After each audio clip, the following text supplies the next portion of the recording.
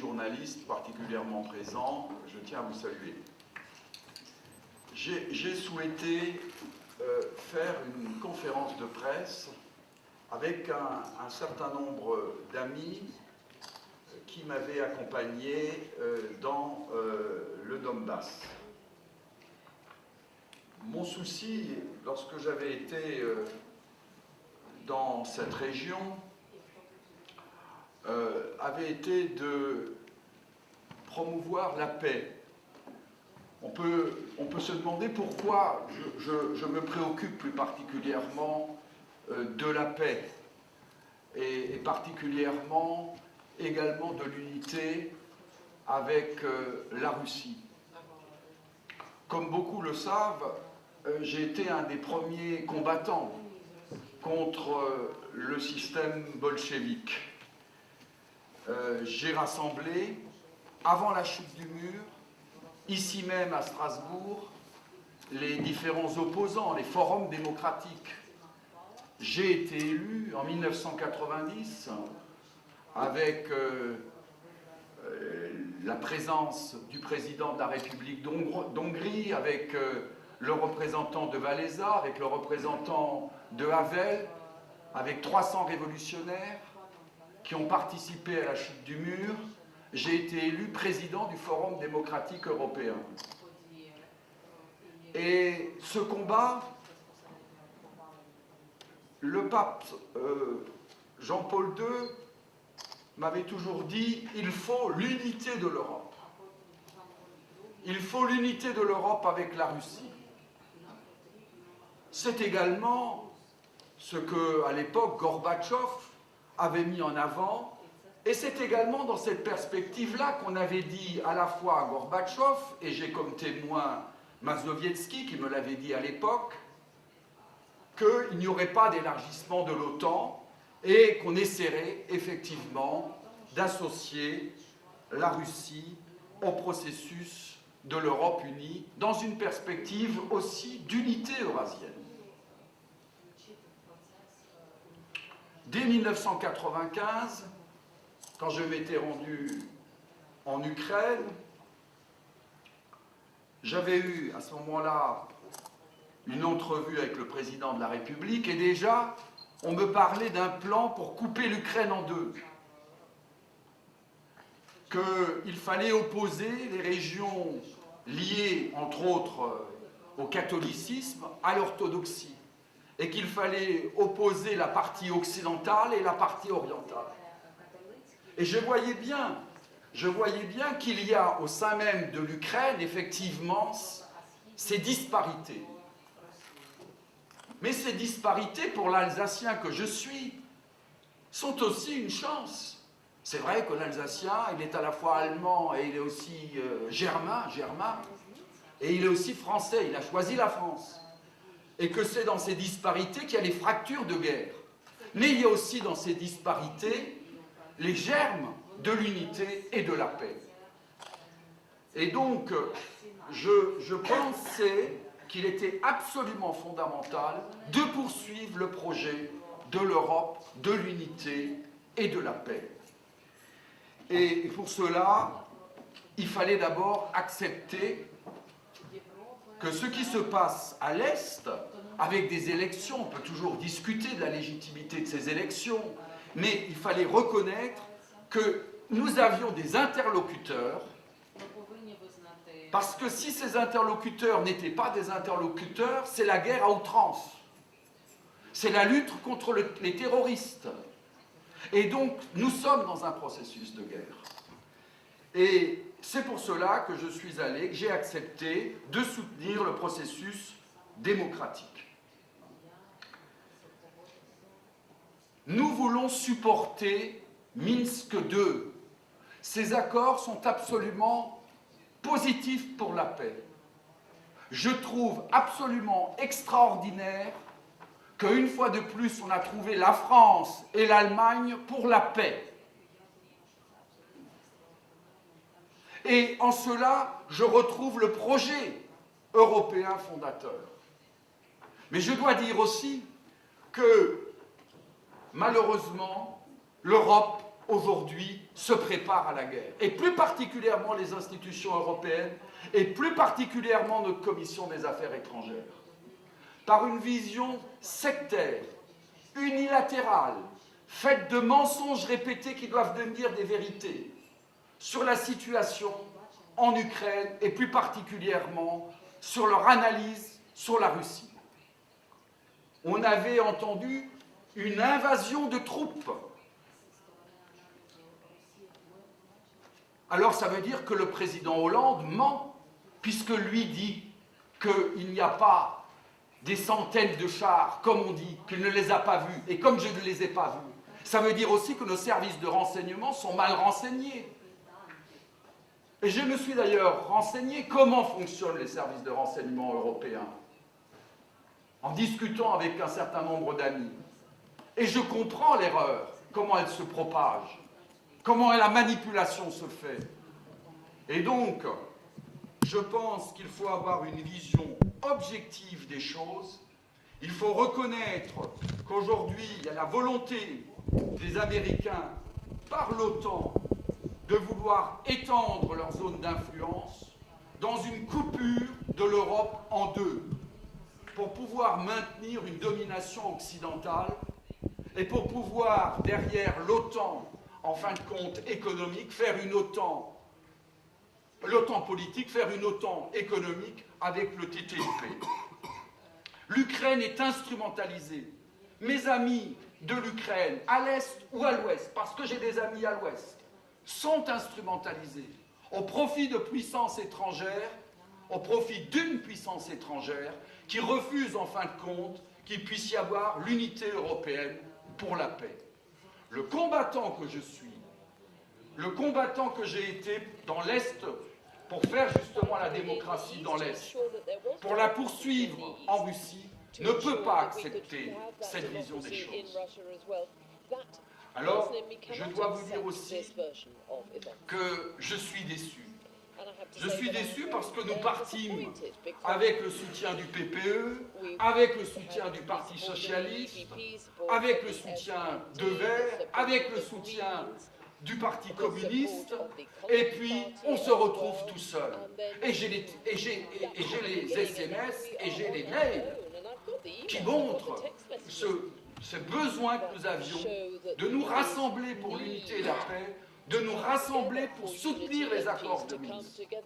Parce que quoi qu'il advienne, comme cela a été dit, il faudra bien un dialogue, il faudra bien une reconnaissance des autorités locales et une discussion entre Kiev et les autorités du Donbass, de Donetsk et de Lugansk, et il faudra bien que l'Ukraine, et je suis tout à fait d'accord, retrouve ses frontières. Je mets à part le sujet de la Crimée. Vous pourrez me questionner là-dessus. Donc, je tiens à remercier mes amis qui rapidement ont donné leur propre témoignage. Alexandro Musolino, ça n'a rien à voir avec Mussolini, Musolino, Monsieur Oxenreiter, Alexandre est là, qui était avec moi également dans le Donbass, et puis les responsables de urgence enfants d'Ukraine, plus particulièrement Alain Frani à ma gauche et Emmanuel Leroy qui est son porte-parole. Parce que je souhaite que derrière cette initiative de paix, j'ai écrit dans ce sens-là au président de la région Lugansk et Donetsk pour me rendre à nouveau sur place, pour vérifier si ces accords de paix avec des parlementaires sont effectivement mis en œuvre, si le bombardement de la société civile systématiquement fait, malheureusement je le dis, par Kiev, j'ai vu des écoles, j'ai vu des hôpitaux a cessé, et il semble qu'il ait cessé pour le moment. Je souhaite donc que nous nous rendions sur place. C'est dans ce sens-là que j'ai écrit aux responsables des régions de Donetsk et de Donbass. J'espère aussi que les accords de Minsk en termes de reconnaissance des autorités locales se fera, ce qui permettra effectivement la frontière, que Kiev reprenne toute la responsabilité de la frontière à l'Est, ce qui me paraît tout à fait normal. J'ai toujours été pour le maintien des frontières. Et donc, nous espérons que cette demande, il nous sera répondu favorablement et que nous pourrons nous rendre au mois de mai dans ces régions pour observer un processus de paix, mais non seulement pour observer un processus de paix, pour venir avec diverses associations humanitaires aider à la reconstruction du pays, de quelque côté que ce soit, évidemment par rapport à l'Est, où il y a eu la souffrance des populations, mais également par rapport à l'Ouest, car nous voulons évidemment maintenir l'unité de l'Ukraine, qui est une base frontière, comme l'Alsace d'une certaine manière, de l'unité de la grande Europe. Donc je donnerai la parole à mon ami Alessandro Mussolino, et puis après à Alain Fragny non, alors Mussolino, notre ami journaliste qui s'exprimera en anglais, et après à Alain Fragny qui nous présentera son projet humanitaire. Rapidement, en 5 minutes pour que la presse... Voilà. Merci beaucoup. Tout en 5 minutes. Merci beaucoup, Messie Schaffhauser. Parlo italiano, visto che c'è anche il servizio di traduzione. Sono molto felice di essere qui. Per la verità siamo in una sede che per chiunque ha un minimo di conoscenza e ha studiato anche un po' con il cuore, oltre che con la testa, quelle che sono le origini, quello che dovrebbe essere l'Europa, non quello che è diventata, sa che l'Europa è nata con uno spirito, grazie ai padri fondatori, Adenauer, Schuman e De Gasperi in particolare, quella di riunire questi popoli che si sono combattuti all'interno di un'istituzione condivisa che deve promuovere la pace. Oggi invece ci troviamo paradossalmente, e questa è una cosa che è imbarazzante, non tanto per noi, ma quanto per le istituzioni europee, ci troviamo paradossalmente a vedere un'Europa che si sta mettendo l'elmetto per cercare di creare una situazione di guerra con un vicino che nessuno di noi ha un passato credo bolscevico, anzi, come giustamente ha notato lui, non abbiamo alcuna nostalgia di quella divisione. Per fortuna i nostri ideali hanno in quel momento prevalso, il comunismo è finito fortunatamente, non abbiamo alcun desiderio di impegnarci a creare nuovi fantasmi e nuove guerre laddove non ci sono. Vorrei anche dire che l'Europa in questo momento si sta imbattendo in una battaglia che, oltre ad essere da un punto di vista dei valori persa, è anche una perdita di tempo. L'Europa deve invece concentrarsi, questo credo che il mio amico e il mio collega di nazionalità italiano, l'onorevole Borghezio, può testimoniare. L'Europa sta perdendo tempo su questa questione quando ci troviamo ad avere invece, special modo noi italiani, a fronteggiare centinaia di migliaia di persone che dal Nord Africa stanno preparandosi ad invadere il nostro continente. Questa è una cosa che mi preoccupa un pochino di più rispetto, con dovuto rispetto alla situazione dei nostri vicini, nei quali io non voglio entrare a dire se gli ucraini o i russi hanno ragione, anzi i separatisti. Sono questioni che sono prettamente vostre. Vorrei semplicemente ricordarvi una cosa, e la mia paura è questa, che vi stiano prendendo per i fondelli, come si dice in italiano, sia le autorità europee che i nostri alleati, partner americani. Per quale ragione? Voglio solo ricordarvi la questione della Georgia, che è accaduta nel 2008, quando sembrava che dietro la Georgia ci fossero appunto gli Stati Uniti e l'Europa pronti ad andare a fare la guerra al gigante russo. Poi nel momento in cui si sono accorti che la situazione stava cambiando, non solo hanno fatto le valigie gli europei e gli americani, hanno lasciato completamente i georgiani ad essere presi a calci in maniera eccessiva. Comunque vorrei che questo non vi capitasse. Cosa dobbiamo fare? Dobbiamo cercare di dialogare tutti quanti insieme per trovare una soluzione. Siamo qui per cercare la pace, non la guerra, non vogliamo più guerre. Quale può essere una soluzione? Ovviamente nell'ambito di una situazione di unità, perché nessuno vuole smembrare l'Ucraina, non è interesse nostro. nobody wants to divide Ukraine up. That is certainly not in our interest. And actually, I don't think it is in the interest of Russia either. I think what we have to do is try to find a solution. We are here to help you find a solution, have more autonomy, perhaps. Italy is a very good example of this. Dal nostro Presidente del Consiglio, almeno una cosa buona l'ha detta ultimamente, è quello della Zone del Sud Tirolo, che è una regione che si trova a nord del nostro paese, tecnicamente a maggioranza di lingua tedesca, ma facente parte con una speciale autonomia che gli consente comunque di essere la sua popolazione garantite all'interno dell'unità nazionale. Questo potrebbe essere un esempio che io credo possa calzare a pennello per quanto riguarda quelle regioni del Donbass e quelle regioni orientali. Quindi ritorniamo, se è possibile, con uno spirito veramente umanitario. Mi piacerebbe veramente visitare sia le aree del Donbass dove ci sono cosiddetti separatisti che le altre aree dove anche dall'altra parte c'è la popolazione che comunque sta soffrendo. Non dobbiamo veramente prendere posizione, dobbiamo guardare e cercare di essere uno strumento per la pace. Questo è il nostro obiettivo, questa è la ragione per la quale siamo qui. Chiedo scusa forse se sono stato un pochino troppo lungo, però ho voluto fare queste due precisazioni. Je donne la parole maintenant à Manuel Oxenreiter et rapidement, just a couple of minutes if you could. Weil sonst haben wir keine Möglichkeit, die anderen zu sprechen. Don't worry, I will make it very short. Ladies and gentlemen, I'm a journalist myself, as the majority of you probably is too.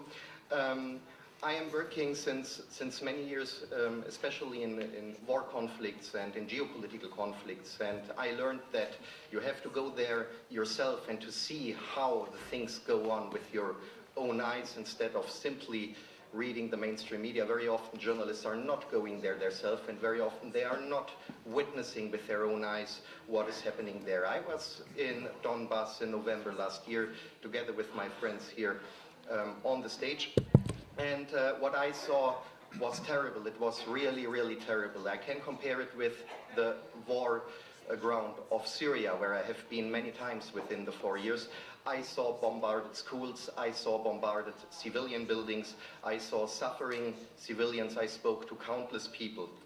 This is a conflict, by the way, it is right in Europe. It's not at the gates of Europe, it is in Europe. And as a German journalist, I also support, outspoken support the position of the Minsk II agreement, but at the same time I am very disappointed. I am disappointed because on the one side my government is supporting or even was also mastering the Minsk II agreement, but on the other side my government as well supports right now, you were reading it yourself in the media, the so-called EU army, and the EU army is a war army. They were saying it very clearly. It is an army directed against Russia, and it's a preparation of war. I am sitting here because I am a supporter of peace, and especially a peace in Europe, and a peace based on justice. And this is why I support the initiative of my friend Jean-Luc Schaffhauser. As a German, I would say I want my country not to be a war power, not again to be a war power. I want to be my country as well as Europe to be a peace power. Thank you so much.